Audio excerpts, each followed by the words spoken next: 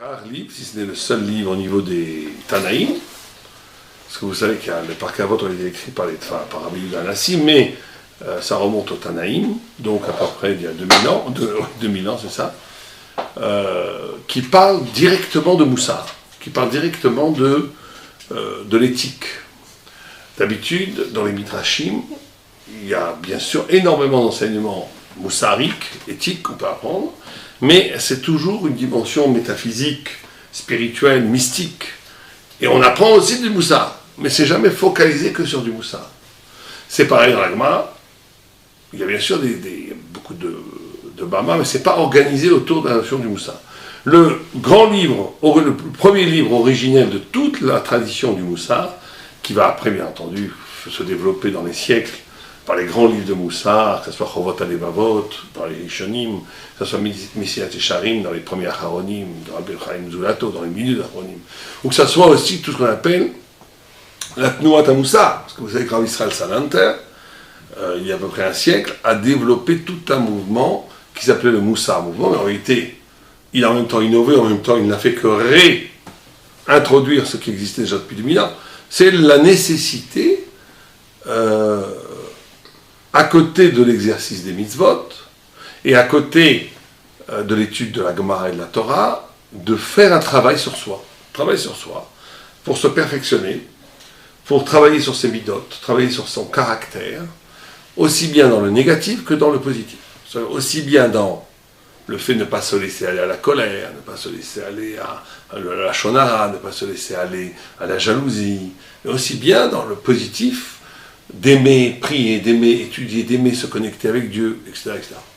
Alors ça a l'air évident, puisque la Torah est là pour parfaire l'homme, mais c'est pas évident, puisqu'on voit que déjà le Chovot Alevavot, qui est un des premiers grands livres de Moussar après le Pirkei Avot, passe tout un chapitre, il a en plus intitulé son livre Chovot Alevavot, qui veut dire les devoirs du cœur, pour dire qu'il y a une obligation de se perfectionner dans le cœur. Pourquoi c'est pas évident? Pourquoi c'est pas évident? Vous avez une idée?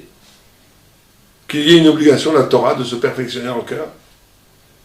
Pourquoi est-ce que ça serait pas évident? Parce qu'à première vue, c'est pas... Non, c'est évident.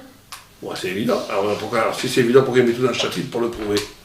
C'est parce que c'est pas écrit... Non, c'est pas sûr, mais ça n'enlève pas l'évidence. Non, c'est parce que c'est pas écrit dans la Torah. On voit pas dans la Torah, soit Balmoussar, on voit, tu ne mangeras pas du cochon, tu ne manges pas de la viande. Toutes les mitzvot, à première vue, c'est des mitzvot qui ont trait à l'action.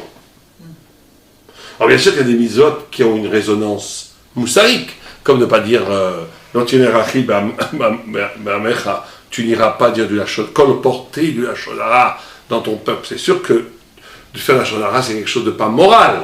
Et donc si la Torah te dit ne fais pas la lachonara, il y a une dimension morale, mais il n'y a jamais dans la Torah, à part et encore, Gdoshim, soyez saints, mais même soyez saints, Rashi dit soyez saints, c'est de faire les mitzvot, être parouche me'arayot. Il n'y a pas une description longue de vous devez vous corriger vos cœurs, vous devez vous travailler sur votre colère, vous devez travailler sur votre jalousie. Il n'y a pas. Peut-être, Ochiar Tochiar et Abitera, mais même là, tu réprimanderas ton prochain, mais ça peut être peut-être que la Torah pense, tu réprimanderas ton prochain s'il mange du cochon, s'il fait la shonara, qui te dit qu'il faut le réprimander sur ses midot. Donc, le Chovot Alevavot explique que pourquoi est-ce que la Torah n'a pas, que Chovot Alevavot, les devoirs du cœur, sont tellement essentiels que la Torah n'en parle pas. Pas que la Torah n'en parle pas parce que c'est pas essentiel, mais il fait un retournement dialectique en disant c'est parce que c'est tellement essentiel, tellement évident, que le dire c'est presque une honte. C'est comme de dire ne faites pas la tête à votre mari quand il rentre du Beth Midrash. De le dire, c'est une honte. Pourquoi? Parce que c'est évident. De faire la tête à son mari quand il rentre du Beth Midrash, c'est terrible, c'est même pas la peine de le dire. On ne peut pas le dire. Donc ça veut dire que c'est une évidence tellement forte qu'elle est avant même la révélation. Dieu ne révèle pas des choses qui sont évidentes. Il révèle des chidushim. Mais l'évidence est encore plus fort que les chidushim, donc il y a une obligation absolue, d'après tous les rishonim, de travailler sur soi. Et c'est pas du tout évident dans la vie de tous les jours. Parce qu'il y a beaucoup de gens qui sont dans la religion, dans la Torah depuis 20 ans, 30 ans, sont toujours aussi colériques comme leur cousine qui n'a pas fait de choix. qu'on a un problème, ça. Comment expliquer qu'il y a des gens, ça fait 10 ans, 20 ans, qui font Shabbat, qui mettent qui sous roche, qui mangent kasher, qui font tout. Et on voit, quand ça arrive dans les faits, ils se mettent en colère encore plus que leur cousine, qui est plus classe, qui pourtant mange du cochon et ne fait pas Shabbat. C'est un chilul Hashem. Pourquoi? Parce que l'action... Alors, certains grands rabbinim disaient que c'est pas forcément obligé d'étudier le moussar. Par l'étude de la Torah, l'intensité de l'étude de la Torah et la pratique des mitzvot purifie l'homme, ou la femme, purifie l'humain, purifie le juif. Au point que ça ne serait bien pas forcément obligatoire de se focaliser sur ces mitzvot. Mais Rav Israël Salanter nous dit, cette période est finie. Ça, c'était peut-être il y a 1000 ans, 2000 ans. Aujourd'hui, les gens, s'ils ne se focalisent pas sur leurs défauts de caractère, au contraire, la Torah va être un terreau qui va accentuer leur mauvaise mitzvot. C'est-à-dire quelqu'un qui ne travaille pas sur son caractère, la Torah, c'est une force phénoménale. Mais si on la met dans un terrain qui est pur, la pureté va devenir exceptionnelle. Si on la met dans un terrain qui est impur, elle va au contraire développer l'impureté. Grand chidouch Rav Israël Salanter. Rav Israël Salanter considère que si on ne porte pas une attention quotidienne à soi-même, eh ben, la Torah ne va rien réparer du tout. Si ce n'est peut-être même le contraire, la Torah va maximaliser les problèmes, au lieu de les réparer. Pourquoi? Parce que la Torah, c'est une énergie. C'est une énergie formidable qui développe tout le potentiel humain. Mais si tu ne travailles pas sur ton potentiel, tous tes côtés négatifs vont aussi se développer grâce à la Torah et être encore plus forts. Par exemple, l'orgueil. L'orgueil le plus fort, c'est sur ceux qui étudient la Torah.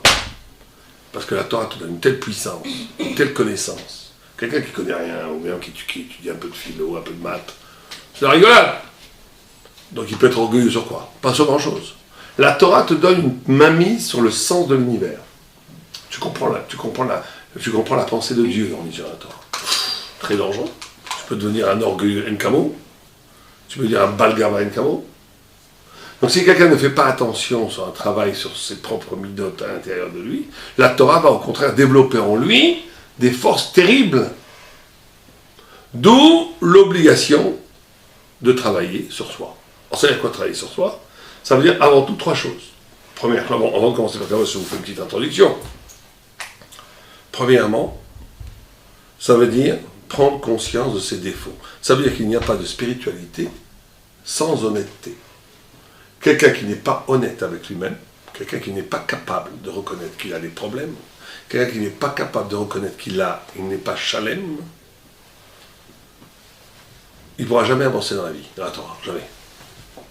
Pourquoi? Parce qu'il construit toute sa vie spirituelle sur une base qui est fausse. Donc, premier élément, la conscience de son infirmité spirituelle et éthique à l'intérieur de soi. Et sans cette honnêteté, il n'y a pas de spiritualité. Ça commence même pas. Deuxièmement, une ambition. Quelqu'un qui n'a pas l'ambition de devenir un Eved Hashem, une Shifrat Hashem, de devenir un tzaddik, de devenir une tzaddiket, il n'ira nulle part dans la Torah. Quelqu'un qui dit, bah, moi je suis bien comme je suis, qu'est-ce que vous voulez, ça va, je ne mange plus personne, je vole personne, c'est déjà bien, laissez-moi tranquille. Très bien. Mais il n'ira nulle part. S'il n'y a pas une ambition de devenir un tzaddik ou une tzaddiket, tout le processus du moussar est bloqué. Donc, premièrement, honnêteté. Deuxièmement, ambition. Ambition spirituelle, pas ambition orgueilleuse, tout le monde est d'accord. Troisièmement, intelligence. Vous savez quoi, l'intelligence? C'est-à-dire d'étudier les livres de Moussar qui t'expliquent comment arriver à réparer ses défauts et à amplifier ses qualités et devenir Dabouk Hashem. Savoir par l'étude. C'est les 3 conditions qui sont les garants d'un sérieux dans le travail des midotes. Si quelqu'un n'a pas d'honnêteté intellectuelle, c'est-à-dire qu'il ne veut pas voir ses problèmes, il ne sera jamais un tzaddik. Jamais. Si quelqu'un n'a pas d'ambition de devenir un tzaddik ou une tzaddiket, il ne sera jamais un tzaddik. Jamais.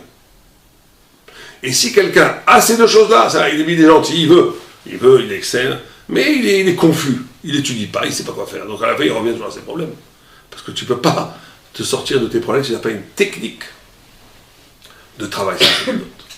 Des techniques de travail sur ces midotes qui permettent une purification de l'âme et du caractère, qui permettre des fois un changement radical, et au mieux une amélioration. Et ça, c'est peut-être le plus grand mérite. Le plus grand mérite dans l'existence, le Gaon de Vilna disait, étudier tout le chasse, c'est facile, pour quelqu'un qui sait ce que c'est étudier le chasse, c'est très difficile. Changer une de ses midotes, c'est très difficile. C'est plus difficile? Plus difficile. Très difficile de changer ses midotes. Très très difficile. Et très souvent, tu prends une mida, tu la casses, t'en as deux mauvaises. Pour ceux qui, tu casses une mauvaise midote, t'en as deux mauvaises, très souvent. Pourquoi? Parce que t'as pas bien cassé au bon endroit. Tu crois que tu as réglé le problème de l'orgueil, d'accord, mais maintenant tu peux créer d'autres sous-catégories pires que ce que tu as réparé. Donc il faut des sages, il faut un rave, il faut une pratique quotidienne de l'étude du moussa qui permet de réparer son caractère. Ça, c'est les trois conditions essentielles pour arriver à se perfectionner, à arriver proche d'Hachem. Celui qui n'est pas intéressé par ça, il faut qu'au moins qu'il ait l'honnêteté de dire « je ne suis pas très intéressé par ça ». Il faut qu'il sache qu'il est complètement coupé de la vie spirituelle. Quelqu'un qui n'est pas intéressé à être honnête avec lui-même, quelqu'un qui n'a pas d'ambition spirituelle, quelqu'un qui ne veut pas étudier les techniques pour réparer soi-même, il faut qu'il sache au moins qu'il est en vérité complètement captivé par la matière. Il est dans la matière. La matière, c'est pas forcément le couscous ou le choulin, tout ce que c'est pas du tout ça. La matière, c'est qu'en vérité, quelqu'un il est pris dans le psychologique. Il est pris dans les problèmes de son éducation, de son enfance, de sa famille, de son identité, de ses rapports avec son mari, avec sa femme, avec ses enfants, avec son travail, avec l'argent. Il est pris, il est que là-dedans. Dès que tu essaies de sortir de là, il est perdu. Il est perdu. Il ne sait même pas ce que c'est. Mais au moins, il faut qu'il sache ce qu'il est. Il ne peut pas mentir toute sa vie. De croire que tu fais de la spiritualité quand tu n'en fais pas. Ça n'existe pas. Il faut au moins que tu saches que tu n'en fais pas. Donc ça, c'est les premières conditions. Et c'est très dur. Au point que le moussa ou le no-moussa va être à l'origine de l'intervention de Dieu dans nos vies. Selon le Rambam, Dieu n'intervient dans la vie d'un homme que dans la mesure où il a été capable de dépasser ses midotes. Quelqu'un qui n'est pas capable de dépasser ses midotes, qui est toujours conforme à son intérêt personnel et à son caractère, il fait toujours les choses telles qu'il est construit pour les faire. Il est colérique, il est toujours en colère. Il est radin, il ne donne jamais d'argent. Il aime quand les autres se cassent la figure, il parle de la shona. Cette personne-là n'aura jamais une intervention divine dans sa vie. Jamais. D'après le Maral, d'après le Rambam. Pourquoi? Rambam dit que la providence, elle est proportionnelle à ta capacité de t'arracher à ta nature. Si tu n'es pas capable de t'arracher de ta nature, tu restes dans la nature, et tu es soumis à la nature. Et la nature a des règles qui sont le mazal. Donc chacun son mazal. Comme la Gemara dit, comment se fait-il qu'il y a des gens qui prient et Dieu ne leur répond pas? La Gemara répond, est-ce qu'on répond à un âne qui braie dans sa grange? C'est pas gentil, hein? La Gemara dit ça. Ouais, c'est pas gentil. C'est vrai, des fois. Bah oui, c'est pas gentil du tout. Mais pourquoi est-ce qu'on ne répond pas à un âne qui braie dans sa grange? Pourquoi on ne répond pas le pauvre? Il braie depuis une heure. C'est sa nature de brailler. Il braille. Donc on s'en occupe pas. Quelqu'un qui est dans sa nature, qui reste avec ses mauvaises midotes, qui reste avec sa façon d'être tout le temps la même chose, il peut prier jour et nuit, ça ne marchera pas. Dieu notre entraîneur. Après, il y a des miracles, il y a des sroutavot de sa grand-mère à prier pour lui, on ne sait pas. Des fois, il y a des miracles, mais c'est du miracle. Mais quelqu'un qui veut que Dieu rentre dans ta vie, Dieu qui veut qu'il change ta vie, tu es obligé de te changer toi-même. Si tu veux changer ta vie, il faut te changer toi-même. C'est la base du moussa. Si tu veux que Dieu intervienne dans ta vie, il faut te changer toi-même. Donc quelqu'un qui a besoin d'un miracle, qu'est-ce qu'il fait? Il est très radin, il se fait très mal, il sort un gros chèque et il donne à un pauvre. Il est très coléreux, sa femme ou son mari lui a dit vraiment la phrase qu'il ne fallait pas dire, qu'il avait toujours en colère. Il se retient, il dit rien, il lui fait un grand sourire, il lui dit c'est très bien mon mari, c'est formidable. Oh là là, il croit qu'elle est devenue folle, il appelle tout de suite, bon, mais il ne sait pas ce qui se passe. Mais la personne a fait un changement radical dans ses midotes. Si quelqu'un est capable de se dépasser, le mazal se dépasse. Quelqu'un n'est pas capable de se dépasser, le mazal ne se dépasse pas. C'est une prison. Comme ça que ça se passe. Donc ça c'est la base du moussa. C'est pour ça que c'est important d'étudier le Père Kalavot, parce que c'est très important d'étudier le moussa, parce que le moussa c'est la clé. C'est la clé de sortir du déterminisme, du destin, des klalotes. C'est la clé des Yeshuot. Les gens ils vont voir des Grabanim, c'est très bien. Vous allez voir des Brachot, Rab David Abochatzera, Baba Saleh, tout ça, c'est magnifique. Mais il faut savoir que quelqu'un qui dépasse une petite mida, qui est capable de se dépasser au nom d'Hachem, pour le bien, qui le fait vraiment, c'est compliqué, qui le fait vraiment, qui est capable de dire, bon, ça suffit, Hachem n'aime pas que je me mette en colère, je ne me mettrai pas en colère. Celui qui fait ça, ou bien quelqu'un qui fait vraiment du chesed à l'autre, sans intérêt, parce qu'il faut en faire. Waouh, lui, ça vaut des milliards de brachot de rabbin. Ça, je vous signe, je vous garantis que tous les brachot peuvent arriver. C'est comme ça. Et ça, c'est la base. On ne peut pas arriver à ce genre de geste de dépassement des midot si on n'est pas dans la conscience du moussard, dans la conscience de l'obligation des choses qu'on a parlé, dans la conscience d'une recherche honnête avec soi-même, d'une ambition de détruire le mal qui est en nous et de développer la sainteté, la lumière divine qui est en nous pour s'approcher de Dieu. Si on n'a pas cette ambition, cette honnêteté, cette ambition, et qu'on n'étudie pas les textes pour savoir comment y arriver, on n'y arrivera jamais. Il y en a qui vont dire honnêtement, moi ça ne m'intéresse pas. Je veux rester dans la matière, très bien. Mais après, il ne faut pas se plaindre qu'il n'y ait pas de providence, qu'on ne comprend pas pourquoi il nous arrive des problèmes, pourquoi Hachem ne répond pas à les prières, il ne faut pas se plaindre. Tu veux la matière c'est loi, c'est un mazal. Reste dans le mazal. Sans compter qu'il y a une chovat à l'évovot. On ne parle même pas après la mort. Après la mort, une des punitions les plus fortes, ça serait si tu n'as pas fait de tchouva. Comme dit le chovat à l'évovot. Alors, on commence le texte.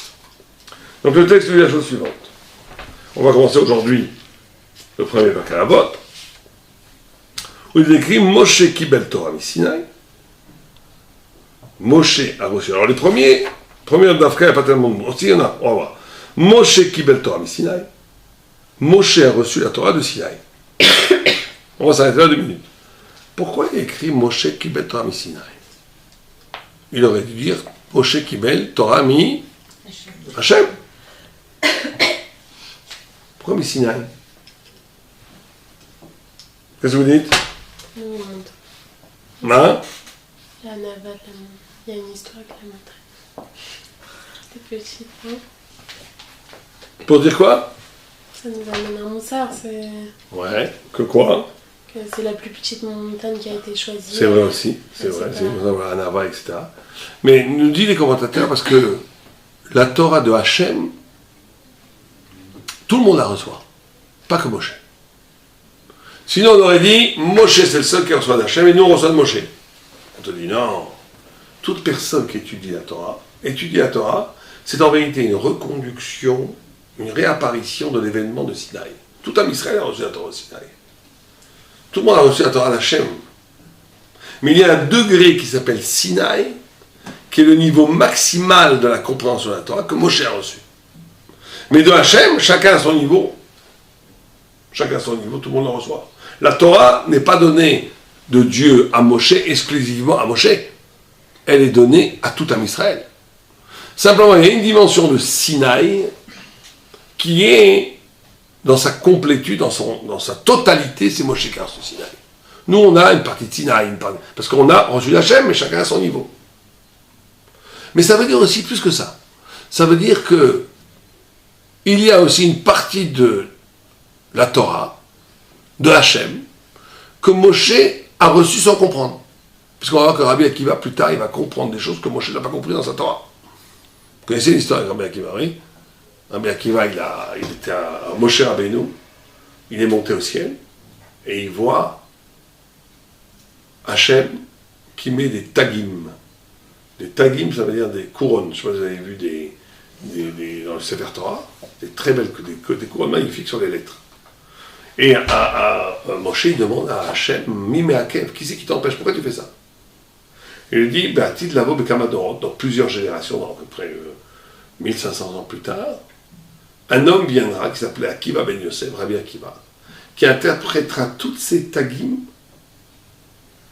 et qui en apprendra des milliers d'halachot. Alors Moshe dit, mais je veux le connaître, je veux connaître cet homme. Il lui dit, retourne-toi. Il se retourne, il arrive 1500 ans plus tard. Pourquoi d'abord il dit retourne-toi? Si vous voulez envoyer quelqu'un dans le futur, il dit retourne-toi ou projette-toi? Si on envoie quelqu'un dans le futur, on dit retourne-toi ou avance? On dit, après il dit retourne-toi. C'est bizarre, non? Parce qu'en réalité, au Dieu d'Hachem, toute l'histoire est déjà faite.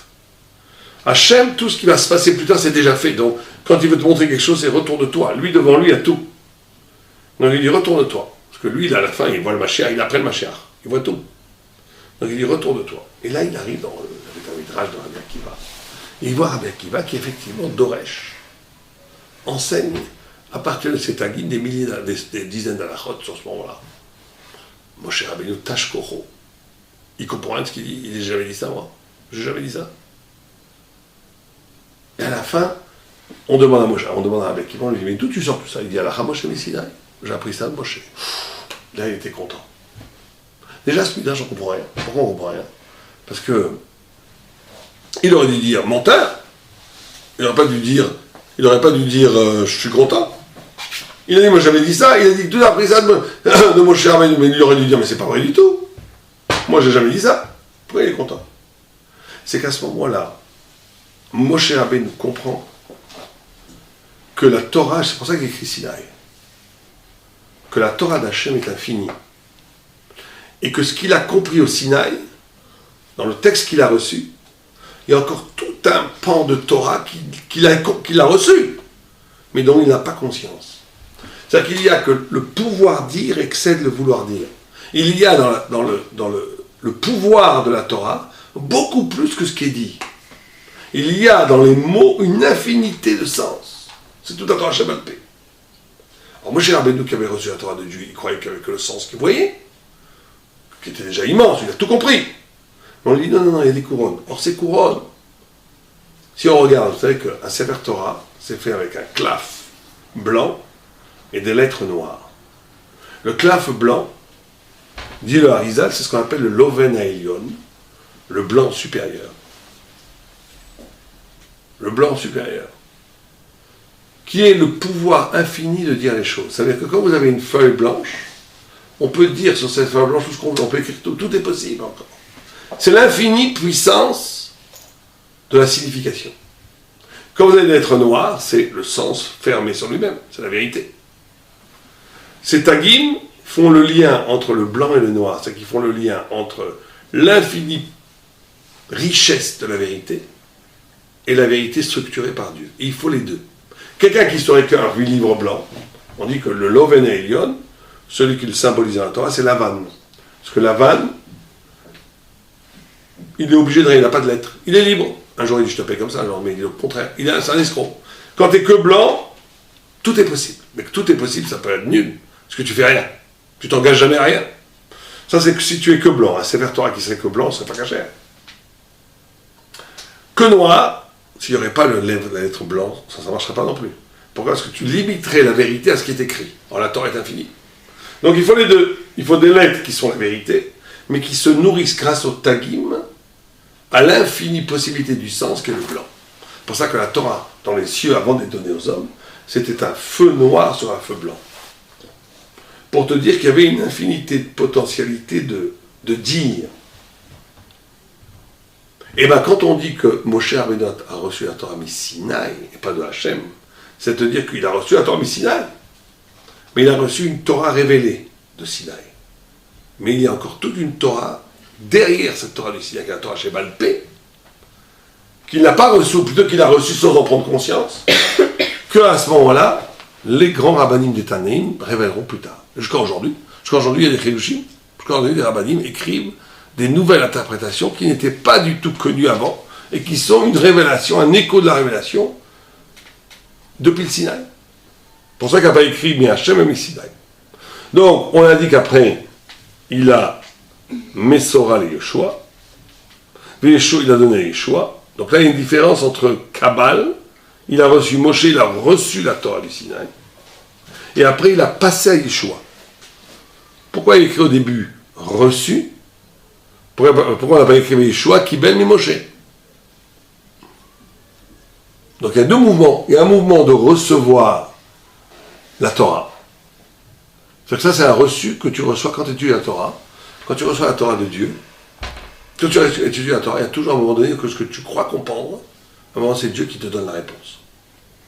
Moi, j'avais écrit une fois un commentaire sur un livre d'un grand rabbin, et quand je ne comprenais pas, Je dis, écoute, moi je fais ça pour ce rave, je comprends rien, il faut me donner la réponse, sinon j'arrête. Enfin, je dirais pas sinon j'arrête, sinon je peux pas. Puis hop, la réponse est tout de suite. Tout le temps. Pourquoi? Parce qu'une vraie étude provoque à un moment donné ce qu'on appelle la Kabbalah. Une Kabbalah, ça veut dire un reçu. Toi, tu dois te forcer de comprendre jusqu'à un certain niveau, mais tu n'arrives pas vraiment à comprendre. Tu t'efforces de comprendre jusqu'à un certain niveau. Quand tu arrives à un certain niveau de compréhension qui manque l'essentiel quelque part, parce que tes forces de ton esprit sont limitées, après il s'opère un miracle que Dieu te donne la révélation. C'est ça étudier la Torah. C'est pour ça que quand on est dans un rapport de recevoir la Torah, c'est Kibel, il reçoit. Mais après ce que tu as reçu, il faut l'enseigner. Ça reste de l'ordre de l'homme à l'homme. Moshe enseigne à Yoshua. Ça, c'est pas une Kabbalah, c'est une Messira. Après, Yoshua lui-même devra, dans ce qu'il a reçu de Moïse, essayer d'approfondir pour recevoir d'Hachem une dimension de compréhension que son maître ne peut pas lui donner. Et c'est comme ça que, de génération en génération, se passe la tradition de la vérité dans le peuple juif. Il y a un moment, il y a en même temps un Kibel, qui est toute la fidélité à la tradition. On reçoit. On ne commence pas à réfléchir à partir de nous-mêmes. On ne commence pas à dire n'importe quoi. On ne commence pas à dire ce que je pense. Moi, je pense, je pense pas, je pense. Ça, c'est nul. Qui es-tu pour penser? D'apprendre. Étudie d'abord. Donc d'abord, tu reçois. Kibel. Tu reçois de la Messora. Tu reçois Massar. Tu es dans la Messora. Tu es une connexion avec un Rav qui t'enseigne non seulement le contenu de la Torah, mais aussi comment on l'étudie. Quand tu arrives à un certain niveau de maîtrise, de connaissance de Torah, là, il faut travailler pour Kibel, pour recevoir de Dieu une dimension de compréhension qui t'est personnelle, que Dieu va donner qu'à toi. Il y a ces deux mouvements, au point où le Rambam Maïmonide, il dit qu'il y a une étude le jour et une étude la nuit. Le jour, c'est l'étude de Messora. C'est tu es dans les Shiva, tu es dans le Kollel, les Rabbanim t'enseignent, tu fais une discussion avec ta Chavruta, c'est le monde de la logique, le monde de la logique thoraïque, mais le monde dans lequel la technique de l'étude. Et puis après la nuit, quand tu es seul, chez toi, tout le monde dort, tu ouvres un livre, tu médites, là c'est le moment de la Kabbalah. Et il dit que le Ikar de la Torah, Maïmonide dit que le Ikar, l'essentiel du reçu de la vérité, c'est d'Avka la nuit.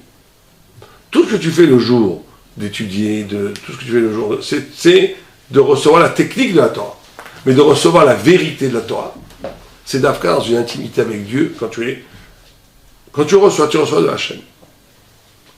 D'accord? Donc il dit, après on dit que Yoshua, il a donné le Skenim, donc il y a plusieurs Shlav, il y a Moshe, Yoshua, les anciens, Skenim les Nevi'im, et sur les Anshe Knesset Agdola. Donc on a en vérité, dans toute l'histoire du judaïsme, plusieurs époques. On a l'époque de Moïse, que la première fois, en vérité, à l'époque des Avot, des patriarches et des matriarches. C'est la première grande époque, qui dure à peu près 500 ans. Après, on a Moïse, qui dure 40 ans. Après, on a Yoshua, troisième époque, Yoshua. Après, on a les Skenim, qui étaient les anciens, avant même les prophètes, qui ont permis tout, dans Israël, toute l'organisation de la Torah, qui ont créé les Beth Midrash, les Yeshivot, qui ont créé même les écoles des prophètes. Après, on a les prophètes. Et jusqu'à Hanouka, fin de la prophétie, début de l'époque des Tanaïm, ça vient à peu près moins 300. Le premier Tana, qui est le premier Tana? Quelqu'un sait qui est le premier Tana? C'est Shimon HaTzadik, c'est le premier Tana. Dernier Tana, Rabbi Yehuda Hanassi, ça fait à peu près 5 siècles. Dernier Tana, Rabbi Yehuda Hanassi qui a écrit la Mishnah. Après, on a les Amoraïm, depuis Rabbi Yehuda Hanassi jusqu'à à peu près Marzoutra, 5-6 siècles jusqu'au 6e siècle. On a les Samouraïs, on a les Rishonim, jusqu'à Rabbi Yosef Karo, 16e siècle, et on a les premiers Acharonim jusqu'à Acharonim jusqu'à aujourd'hui. Voilà toute l'histoire de la transmission de la Torah. Depuis les patriarches, Moshe, Yeshua, Skenim, Nevi'im, Anshe Knesset qui sont les Tanaïm, Amoraïm, Samoraïm, Gaonim, j'ai oublié les Gaonim, Rishonim, Acharonim. C'est la transmission, elle se passe comme ça. Elle s'est passée comme ça. Alors, ils ont dit 3 choses. Emamrou, Shoshadvarim. Ils ont dit Hevu Metunim Badin. Faites attention quand vous donnez la loi. Ve'amidou Tamidim Arbe. Et faites beaucoup de d'étudiants. Vers Souciag la Torah. C'est intéressant que les trois premières formulations qui sont données ici, c'est d'être Metunim. La première qui est là, c'est Metunim Badin. C'est quoi Metunim Badin? Sheim Badin lefanecha pam veshtam veshasha, lo tomar din ze kvar ba lefanai, veshiniti veshashibo. Et là, Metunim. Klomar, Kilmad kodem shetifsak adin. C'est la première injonction du Moussar. C'est intéressant que ce soit ça. On te dit que celui qui doit donner un psak halacha, celui qui doit donner un enseignement de Torah, il ne peut pas se reposer sur ce que j'ai déjà donné ce din. Je connais le cas de ce din. Donc il le redit automatiquement. On dit non. Réétudie le cas chaque fois que tu dois donner un psak. Pourquoi? Pour deux choses fondamentales. Premièrement, et c'est intéressant que ce soit le premier Moussa qui nous a enseigné, il dit parce que la Torah, elle est jamais un principe qui ne s'accorde pas avec un cas particulier. La Torah, c'est jamais des lois anonymes. Anonymes, qui sont des lois anonymes, qui ne sont pas liées à la personne que tu juges. C'est-à-dire que si tu dois donner un psak, il faut toujours considérer à qui tu la donnes. Au point où des grands rabbinim, ils ne veulent pas donner certains psak par téléphone. Pourquoi? Parce qu'ils veulent voir ce qu'ils ont à faire. C'est-à-dire que la Torah, c'est en même temps la vérité divine, qui est absolue, objective, mais avec le cas particulier, le visage de celui à qui tu parles. C'est pour ça que le Beddin, c'était un demi-cercle, où dans ce demi-cercle, on faisait rentrer les accusés, mais il fallait regarder en face l'accusé. Il ne fallait pas qu'on débatte entre nous, il fallait savoir qui c'est que tu allais ou accuser ou acquitter. C'est qu'il fallait entrer dans la dimension de la loi objective, le visage singulier de celui que tu jouais, que tu jugeais. De l'autre côté, il y avait aussi que les sages devaient se voir entre eux, parce qu'il fallait confronter les opinions. Ça veut dire que la loi, le premier enseignement du Moussar, c'est que ton rapport à la halacha, ton rapport à la vérité, ton rapport à la parole de Dieu, ton rapport à la Torah, ne peut pas faire l'économie d'un rapport humain avec l'autre. Quelqu'un qui dit, moi, la halakha, c'est comme ça, et ça ne change pas avec qui elle est, c'est pas bon. On te dit, la halakha, c'est la capacité d'intégrer, d'harmoniser cette halakha avec le rapport humain que tu as avec quelqu'un d'autre. Si tu n'es pas capable de prendre cette halakha et l'harmoniser avec celui que tu as à faire, et bien justement, c'est pour ça que c'est l'essence même du Moussa qui est dit ici. On te dit, au-delà de la halakha, au-delà des lois, il y a un rapport humain. Ou plutôt dans de ça, il y a un rapport humain. Et ce rapport humain ne peut jamais être détruit par la halakha. C'est ça qui montre que ton halakha est vrai. Si ton halakha est capable, sauf, il y a des exceptions, par exemple les apicorsim, les hérétiques et tout, il n'y a plus de rapport humain. Le rapport humain avec eux, c'est la guerre. Mais si tu as une personne de bonne volonté en face, tu ne peux pas, à cause de la halakha, nier le rapport que tu as avec lui. Ça veut dire quoi? Ça peut être différent selon Bien le sûr. visage. Bien sûr. Un rab va donner un psak halakha différent chaque fois par rapport au cas. Parce qu'il y a des gens riches, des gens pauvres, c'est pas le même psak halakha. Une femme enceinte qui n'est pas enceinte, c'est pas la même halakha. Une personne qui vient de faire tchouva, une personne qui est très religieuse depuis 50 ans, c'est pas la même halakha. Chaque fois que tu vas intégrer dans la halakha la dimension individuelle, existentielle de celui à qui tu dois la halakha. Et c'est formidable, c'est extraordinairement fort que la première phrase du Pirkei Avot soit justement sur ça, pour te dire c'est ça l'essence du Moussar. L'essence du Moussar, une fois, qu'est-ce que c'est l'histoire? Une fois, c'est d'être à l'écoute de l'autre. Une fois, il y a un homme qui est venu voir, je crois que c'est Raphaël de Brisk, ou c'est Israël Sarant, je ne sais plus. Il a dit, est-ce qu'on peut faire les arba kosot avec du lait? Est-ce qu'on peut prendre 4 coupes de lait et faire arba kosot à Pessah? Ah, il a dit, si c'est cuit. Mais après, il a dit, il avait de l'argent, non seulement pour le vin, mais pour la viande, mais pour tout. Et alors sa femme, elle a dit, mais je comprends, il n'avait pas de vin. Pourquoi tu ne vas pas donner juste l'argent pour le vin? Il a dit, quelqu'un qui me demande s'il fait un bac au soleil, c'est qu'il n'a pas d'argent pour la viande non plus. Sinon, il n'a pas fait sur le lait. Et c'est donc il a pris en charge le... Il n'a pas juste dit, tu peux faire... Quelqu'un qui s'en fiche, il a, tu fais cuire le lait, tu mets un peu de sucre dedans, t'es yotse. Non, il a dit, Mais il a donné tout l'argent pour tout le seder, parce qu'il a écouté la souffrance de l'autre dans son halakha. Le chacham, c'est celui qui est capable de reconnaître la racine d'une question et les midot d'une question, et la situation d'une question. Quand il écoute la question, il sait, il entend la détresse, la joie, ou des fois l'esprit tordu de celui qui la pose. Il sait reconnaître l'individu qu'il y a derrière. C'est pas juste une question théorique. C'est pour ça que tous ces chélotes sur Internet, c'est très dangereux, parce que l'ordinateur n'a pas un vrai rapport humain. Il faut faire très attention. Moi, je me suis toujours refusé de donner des psakim sur Internet. On m'a demandé des fois de faire, j'ai toujours refusé. Pourquoi ? Parce qu'un psak, c'est toujours individuel. On te demande une demande. Sauf si on te dit, si tu avais tombé de la viande dans du lait, bon, les choses évidentes. Mais, ça, c'est les règles. Mais très souvent, il y a plein de subtilités qui fait qu'il faut intégrer. Et c'est extraordinaire que le Pirkei Avot commence par cette phrase-là, pour te dire, c'est ça l'essence du moussar. L'essence du moussar, c'est que la halakha ne peut pas tuer le rapport humain, et que le rapport humain doit être axé sur la halakha. Il faut les deux, en même temps. Deuxième chose, Amidou Tamidimar. Mais là aussi, quel rapport avec le moussar ? Beaucoup d'étudiants